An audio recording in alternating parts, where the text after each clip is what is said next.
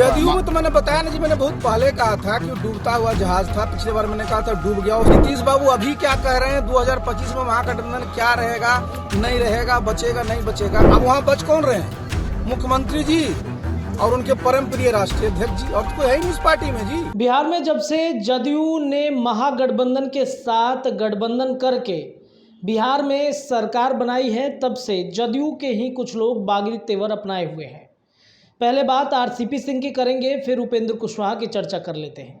RCP Singh ने जिस तरीके से जदयू से बगावत किया और जदयू का साथ छोड़ा, उसके बाद उपेंद्र कुशवाहा की बारी आई।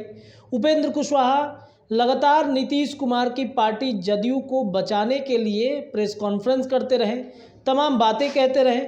उन्होंने कहा कि हमें ये बिल्कुल भी मंजूर नहीं है कि तेजस्वी यादव जिस तरीके से नीतीश कुमार तेजस्वी यादव को आगे बढ़ाने की चर्चा कर रहे हैं, ये बात वो कह रहे हैं कि 2025 के चुनाव में हम तेजस्वी यादव को आगे बढ़ाएंगे।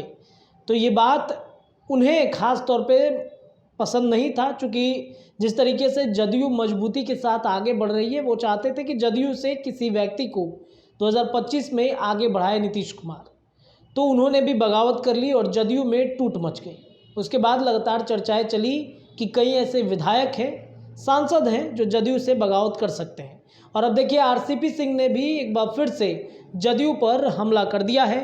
जदयू पर हमला करते हुए आरसीपी सिंह ने कहा कि वो एक डूबती हुई नैया हो गई है, उसमें सिर्फ नीतीश कुमार बच गए हैं और उनके राष्ट्रीय अध्यक्ष, यानी कि चर्चा वो ललन सिंह की कर रहे हैं।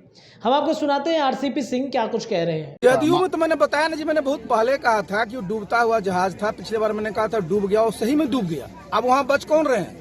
मुख्यमंत्री जी और उनके परम प्रिय राष्ट्रीय अध्यक्ष जी, और तो कोई है ही नहीं उस पार्टी में जी। तो अब वो लोग बच करके क्या, उनका क्या है वहाँ? उनका कौन सुनने वाला, कौन करने वाला है?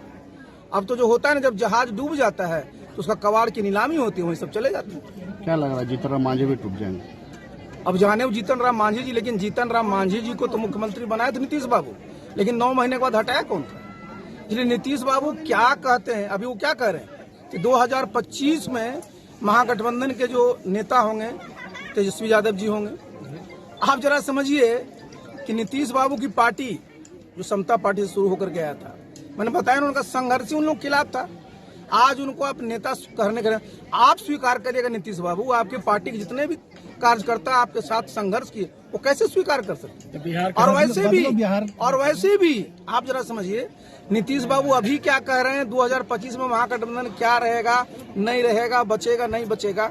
तो जो तेजस्वी जी को कह रहे हैं वो पूरा होने वाला है। तो आपने आरसीपी सिंह को सुना, उन्होंने स्पष्ट रूप से जदयू के ऊपर में बागी तेवर अपनाते हुए ये बातें कही कि अब जदयू जो है वो डूबती हुई नैया हो गई है। साथ ही साथ जीतन राम मांझी पर भी जब प्रश्न किया गया तो उन्होंने कहा कि जीतन राम मांझी को भले ही उन्होंने मुख्यमंत्री बनाया, लेकिन मुख्यमंत्री से इस्तीफा किसने लिया, ये भी देखने वाली बात जरूर होगी। फिलहाल के लिए इतना ही। आप जुड़े रहिए तो बिहार टॉप के साथ। बहुत बहुत धन्यवाद।